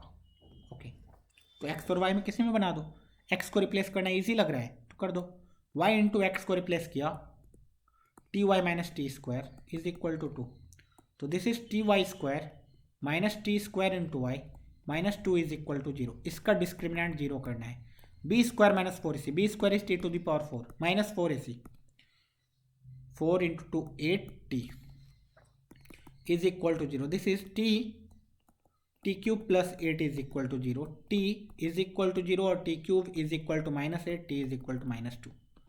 टी की वैल्यू आ गई -2, देखो टी इज इक्वल टू 0 पे कोई इक्वेशन नहीं गिवन है, ठीक है, इसीलिए तो टी आ गई -2। टी अगर -2 आ चुकी है तो यू कैन सी इक्वेशन आ गया, -2 into y is equal to x plus 4। देख लो कौन सा आंसर है, x plus 2y plus 4 is equal to 0, x plus 2y plus 4 is equal to 0। Option number 3 easy question था, सबसे हो जाना चाहिए, हर साल लगभग कॉमन टेंजेंट पे क्वेश्चंस आते हैं। क्वेश्चन नंबर 23 भाई, बोला कि the sum of the real value of x for which the middle term of the binomial expansion this is equal to this. अच्छा, इसको एक्सपांड करोगे तो पावर 8 है तो कितने टर्म्स आएंगे, 9 टर्म्स आएंगे। मिडिल कौन सा होगा, फिफ्थ वाला, मतलब 4 इधर दे दोगे 4 इधर दे दोगे, फिफ्थ वाला जो टर्म होगा वो मिडिल टर्म होगा। तो T5 की वैल्यू कितने गिवन है, 5670। T5 होता कितना है, तुम बोलोगे 8c4 into y to the power 3 by x to the power 4, x cube by 3 to the power x cube by 3 to the power 4। Okay, तो coefficient sum of the real value of x for which the middle term of the binomial expansion is this. Middle term का जो value है तो यहां से आ गया 8c4 into 3 to the power 4 upon x⁴ into x⁴ divide by 3 to the power 4। ये 3 to the power 4 cut गया, तुम्हें दिखा this is 8c4 that is 8 factorial, तो 8 into 7 into 6 into 5 divided by 4 factorial is 2 into 3 into 4। Okay, into x⁴ कितना आ गया, 4 कटा x⁴8। तो ये पहले कितना आ रहा है देख लो, 4 इंटू 2 8 से कट गया, 3 into 2 6, 5 into 2 10 into 7 70 into x⁴8। तो 70 इंटू x⁴8 की वैल्यू आ गई 5670, एक जीरो से एक जीरो कट गया, x⁴8 की वैल्यू आ गई 7 से कटो, 7 इंटू 8 81, तो x⁴8 आ गया 3 to the power 4, तो x² आ गया 3, तो x बेसिकली आ गया प्लस और माइनस √3, तो इनका सम निकालना है तो 0 आ गया। Easy question. चलो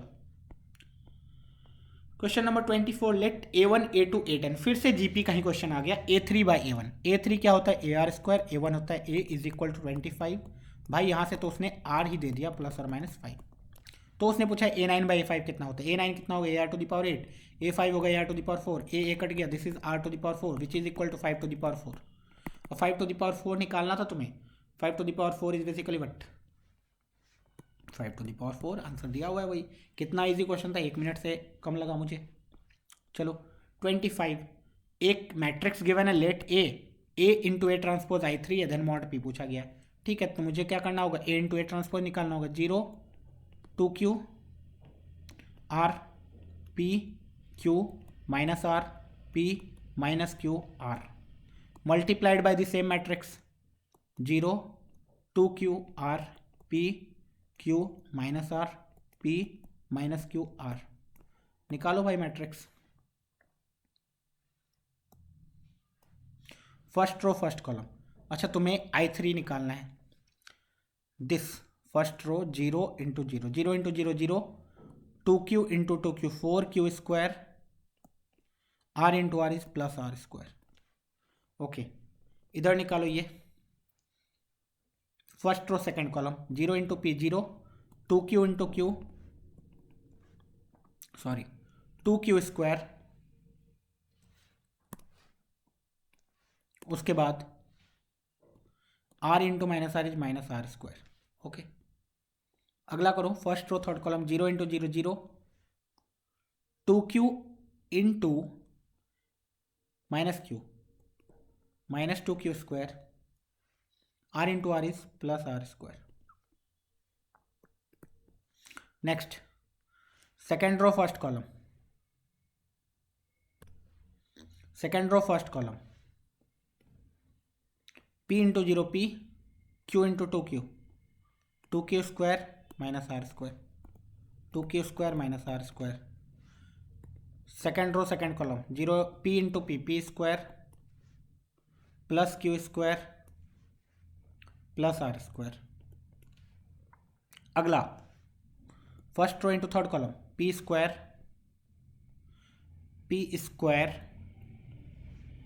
माइनस q² माइनस r²। मुझे चाहिए था क्या, p। अब दिमाग से काम लेना है, हमेशा पूरा कैलकुलेट नहीं करना है। मुझे दिखा कुछ, क्या दिखा, यहाँ p² plus q² plus r² है, यहाँ p² minus q² minus r² है। इसको इक्वेट करेंगे 0 से, इसको इक्वेट करेंगे तो 1 से, तभी आइडेंटिटी मैट्रिक्स आएगा। बाकी सबको मिलाना नहीं है, सबको कंफर्म करने के चक्कर में कुछ भी नहीं आएगा, क्योंकि एक भी ऑप्शन नॉन ऑफ दिस नहीं दिया हुआ है। नॉन ऑफ दिस या रहता तब हम लोग सोचते कि हो सकता है p और q का ऐसा वैल्यू ही नहीं हो जिसके लिए ये सारा का सारा चीज़ सेटिस्फाई करे। तो हम लोग बोलेंगे p² plus q² plus r² अगर 1 है, and p² minus q² minus r² अगर 0 है, दोनों को ऐड कर दो, 2p² इज इक्वल टू 1 है, p² इज इक्वल टू 1/2 है, p की वैल्यू आ गई प्लस माइनस 1/√2। देख लो कौन सा आंसर है, थर्ड ऑप्शन। ठीक है, हाँ। नेक्स्ट क्वेश्चन, नेक्स्ट क्वेश्चन बोला गया, if y(x) is the solution of the differential equation this, then, और ये भी कंडीशन गिवन है ताकि तुम कांस्टेंट फाइंड आउट कर पाओ, देन ये सब सारी चीज़ें दी गई है। ठीक है, तो पहले देख लेते हैं कितने सारे क्वेश्चंस हैं। तो क्या करते हैं, अभी मैं फटाफट फटाफट करता हूँ। ये पेपर थोड़ा मुझे लेंदी लग रहा है, सारा क्वेश्चन टफ ही दिया हुआ है और टाइम बहुत ज़्यादा लग रहा है।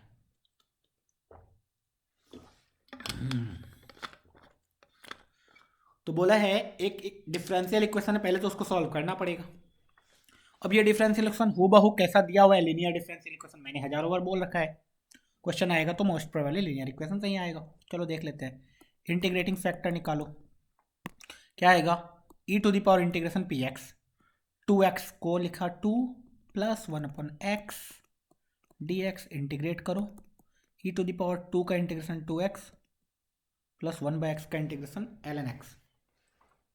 ओके, तो ये फाइनली आ गया, इंटीग्रेशन आ चुका, e to the power 2x into e to the power ln x, this is equal to e to the power 2x into x। Okay, तो final answer is y into e to the power 2x into x, which is equal to e to the power minus 2x into e to the power 2x into x, ये cut गया dx। तो this is basically x square by 2 plus c, this is equal to y into x into e to the power 2x। Okay, अब constant निकालने के लिए y of 1, x को 1 डाल दो, x को 1 डालोगे तो this is y into e square is equal to 1/2 plus C. अच्छा, y की वैल्यू गिवन है वहाँ पे, e to the power minus 2/2 into e square is equal to 1/2 plus C. ये दोनों कट गया, 1/2 से 1/2 कट गया, सी कट गया, सी 0 आ गया। दिस मीन्स तुम्हारे पास जो इक्वेशन आया y into x into e to the power 2x is equal to x square by 2 आया, x से x भी कैंसिल आउट हो गया, y कितना आ गया finally, x/2 into e to the power minus 2x। तुम्हारे पास yx आ गया, yx आ गया, तो yx कितना आया, x/2 into e to the power minus 2x। Value calculate करो, ln2 डालोगे, क्या आने वाला है, यहाँ ln2 डाल दोगे, दिस इज 1/4, तो 1/4, तो ln2/2 इंटू 1/4, तो ln2/8 आ गया, है ना, ln2/8। तो ये दोनों ऑप्शन ऐसे ही कैंसिल आउट हो गया। अब पूछा है y-x is increasing, y-x is decreasing, ठीक है। तो y-x इज इंक्रीजिंग डिक्रीजिंग के लिए तुम्हें डिफ्रेंशिएट करना पड़ेगा फिर से इसको, बाप रे इतना लेंदी क्वेश्चन। dy/dx निकालो, e to the power minus 2x/2 हुआ, x का डिफ्रेंसिएशन, प्लस x/2 को ऐसे ही रहने दिया, e to the power minus 2x का difference, e to the power minus 2x into -2, 2 से 2 भी कट गया, इज इक्वल टू 0 कहाँ आ रहा है, e to the power minus 2x/2 minus e to the power minus 2x into x। तो तुम्हें दिख रहा होगा, e to the power minus 2x common आएगा, 1/2 minus x is equal to 0, x is equal to 1/2। तो तुम directly बोल सकते हो x इज इक्वल टू 1/2 के आगे ये होने वाला है डिक्रीजिंग, ठीक है, ऑप्शन एक ही था। चलो, the direction ratio of the normal to the plane through this and making an angle π/4 with the plane this। अभी इन दोनों पॉइंट्स को ध्यान से देखोगे, ये दोनों पॉइंट्स तुम्हें कैसे दिख रहे हैं, तुम बोलोगे अरे सर ये तो इंटरसेप्ट है, ये y इंटरसेप्ट, ये z इंटरसेप्ट। तो मैं प्लेन को बोल सकता हूँ ax मैं क्यों लो रहा हूँ बताता हूँ पहले। तुमने बोला x/a plus y/b plus z/c is equal to 1, ये होना चाहिए इंटरसेप्ट फॉर्म प्लेन का, लेकिन a इसलिए नहीं ले रहा हूँ क्योंकि सपोज इक्वेशन में a का ऑर्डिनेट 0 आ गया, a का कोएफिशिएंट, तो 1/a का भी 0 हो सकता है क्या, तुम बोलोगे नहीं, ऐसा कोई भी नहीं है। भले किस्मत से एक जगह भी 0 नहीं है a में, फिर भी मैं सेफ साइड के लिए मैं क्या करूँगा, इसको 1/a को कुछ नया एक कॉन्स्टेंट ax मान लूँगा। तो ये इक्वेशन आ गया ax minus y plus z is equal to 1। अब तुम्हें दिख रहा होगा डायरेक्टली -1 + 1 एक ही में है, ऑप्शन नंबर 1, तो यही आंसर होगा बेसिकली, है ना। नहीं तो और भी तुम कर सकते हो। नाउ दिस प्लेन का normal vector is basically a i cap, चलो इसको स्मॉल है, a i cap minus j cap plus k cap. दूसरे प्लेन का normal vector is n2 vector is equal to 0 i cap plus j cap minus k cap. तो n1 और n2 के बीच का angle basically निकालना है, क्योंकि दो प्लेन के नॉर्मल के बीच का angle is basically angle between the normal. तो n1 डॉट n2 कितना आएगा, 0 इंटू ए 0, जे इंटू जे -1, के इंटू के -1 डिवाइडेड बाई रूट अंडर यहाँ से √2 और यहाँ से √2 + a²। इसकी वैल्यू है cos theta cos pi by 4 which is equal to 1/√2। Okay, तो यहाँ 1/√2 कट गया। दिस इज -2 का whole square, this is 4 2 plus a square. तो ए स्क्वायर की वैल्यू आ गई 2, ए की वैल्यू आ गई प्लस और -√2। ठीक है, तो √2 ये वाला आंसर, सॉरी मैंने मिस्टेक से वहाँ बोल दिया ये। ओके,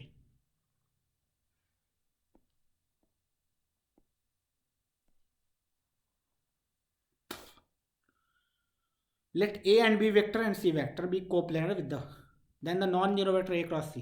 भाई सिंपल क्वेश्चन है यार, ये मैं बता दे रहा हूँ। ए बी सी तीनों के तीनों कोप्लेनर है। This means what, box product of a zero det is determinant 1 2 4 1 lambda 4 2 4 lambda square -1। ये डिटर्मिनेंट को इक्वेट करोगे जीरो से, लैम्डा कुछ ना कुछ वैल्यू आएगी। लैम्डा की वैल्यू आ गई, दिस मीन्स तुम्हारे पास सी वेक्टर आ गया। अच्छा, सी वेक्टर ऑलरेडी आ चुका है और ए वेक्टर पता है, तो you can easily find out a cross c vector, है ना। ये simple question. Next, if one real root of the quadratic equation this is cube of the other root. अच्छा, एक रूट अल्फा, दूसरा रूट अल्फा क्यूब, तो alpha plus alpha cube की value given है -k/81। Alpha two the power 4 की value given है कितना, 256/81। तो you can see 256 is basically 4 to the power 4 और यहाँ 3 टू द पावर 4। तो अल्फा की वैल्यू आ गई 4/3 बेसिकली। ठीक है, प्लस और माइनस किसी के साथ भी ले सकते हैं। ठीक है, तो अल्फा की वैल्यू आ गई 4/3। तो तुम्हें पता है 4/3 प्लस लो या माइनस लो, हमेशा इसका साइन हमेशा सेम आने वाला है, प्लस और माइनस के साथ डायरेक्टली यहाँ भी लिख लिया। तो दिस इज 4/3 प्लस 64/27 प्लस और माइनस के साथ इज इक्वल टू -k/81। तो यहाँ से आ गया 81, इधर से आ गया 36 प्लस 64 इंटू 3 192 प्लस और माइनस। ठीक है, -k/81, यहाँ से k तुरंत आ जाएगा आसानी से, k की वैल्यू आ जाएगी। ठीक है, तो ये भी इजी क्वेश्चन था। नेक्स्ट, लेट दिस का whole cube is equal to this. अरे यार, ये तो बच्चा वाला क्वेश्चन है, बोर्ड लेवल का क्वेश्चन है ना। कोई भी कॉम्प्लेक्स नंबर में a प्लस बी आयोटा का whole cube is equal to given है x प्लस आयोटा y/√27। भाई इसको सिंप्लीफाई कर ले, a प्लस बी का होल क्यूब का फॉर्मूला लगा ले, a³ + b³ + 3ab a plus B, और इसको सिंप्लीफाई करके a प्लस आयोटा b के फॉर्म में लिखो। वहाँ से you will gate x and y, और x y निकल गया तो y - x निकालना बहुत ईजी है। ठीक है, तो ये भी ईजी क्वेश्चन था। तो मैंने बोला पेपर में ईजी क्वेश्चंस आते हैं, तुम्हें वेट करने हैं। ठीक है, तो अगर देखा जाए तो ये पेपर बहुत ही अच्छा था, अच्छे लेवल के क्वेश्चंस आए हुए थे। क्वेश्चन नंबर 30 ईजी था, 29 भी ईजी था, तुम्हें कर लेना चाहिए। 28 भी ईजी, 3 क्वेश्चन ईजी, ये वाला भी ईजी, 4 क्वेश्चन ईजी, ये थोड़ा टफ। तो 4 क्वेश्चन ईजी, ये वाला ईजी है, 5 क्वेश्चन ईजी, ये भी ईजी, 6 क्वेश्चन ईजी, 7वां क्वेश्चन भी ईजी, ये क्वेश्चन कॉमन टेंजेंट पे है, बार बार आता है। 8वां क्वेश्चन भी इजी। तो तुम्हें दिख रहा है मैंने यहीं पे दिखाया, तो 7-8 क्वेश्चन इजी आ चुके हैं। ठीक है, तो आसानी से कर ही लेना। ये क्वेश्चन चलो एसओटी नहीं आता है, छोड़ ही दिया, तो इस टाइप से आगे बढ़ते जाओगे, इजी क्वेश्चंस आते रहेंगे। ठीक है, ये भी इजी क्वेश्चन था ज्योमेट्रिक प्रोग्रेशन का। ओके, अब ये फंक्शन वाला तो एक लाइन का क्वेश्चन था, सॉल्व हो जाता है बच्चों से। ये मैक्सिमम मिनिमम वाला भी हो जाता है। लिमिट में थोड़ा सा फंसे होंगे बच्चे लोग, लेकिन ये भी हो जाएगा। ठीक है, ये क्वेश्चन इंटीग्रेशन का था, ये होना चाहिए। ये तो डायरेक्ट डिफरेंशिएशन है, ये तो आना ही चाहिए डायरेक्ट डिफरेंशिएशन, ये तो कोई भी एक्सपेक्ट करता है कि ये क्वेश्चन बहुत ही ज़्यादा टफ था, बहुत ही अच्छे लेवल का क्वेश्चन था। ठीक है,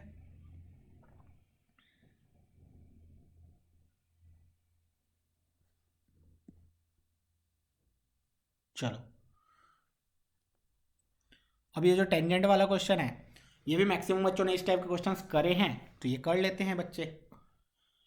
11th वाला चलो, अगर पीएनसी नहीं, बाइनोमियल थ्योरम नहीं आता है, चलो टफ है, लेकिन ज़्यादा टफ मेरे हिसाब से नहीं था। ये क्वेश्चन टफ था, ये क्वेश्चन इजी है, ये भी क्वेश्चन इजी, ये क्वेश्चन भी इजी, ये क्वेश्चन भी इजी, इधर भी इजी, ये थोड़ा टफ, बहुत टफ एक्चुअल में, ये इजी क्वेश्चन, ये इजी क्वेश्चन। तो देखा जाए तो 20 क्वेश्चन तो लगभग इजी थे ही। तो 20 क्वेश्चन तो हमेशा किए जा सकते हैं ना। ये भी इजी था, ये भी इजी था, ये भी इजी, ये बहुत टफ था बेसिकली, ये इजी, ये इजी, ये भी इजी, ये भी इजी, ये भी इजी, ये टफ, ये इजी होता है, ये इजी बच्चे के लिए हो जाना चाहिए, ठीक है। ये क्वेश्चन बहुत ही टफ क्वेश्चन, ये तो नॉर्मल डिफरेंशिएशन से है, तो ये इंटीग्रेशन। तो देखा जाए तो लगभग 20 क्वेश्चन इजी आते हैं, 30 में तो 20 क्वेश्चन लगभग इजी जो सबसे हो जाने चाहिए अगर तुमने मैथ्स को अच्छे ढंग से पढ़ा है, ठीक है। तो अच्छे ढंग से पढ़ते रहो, मचाते रहो। ये लास्ट मंथ चल रहा है, इसमें जितने भी PYQ हैं, जितने भी पेपर्स हैं, सबको सॉल्व कर दो।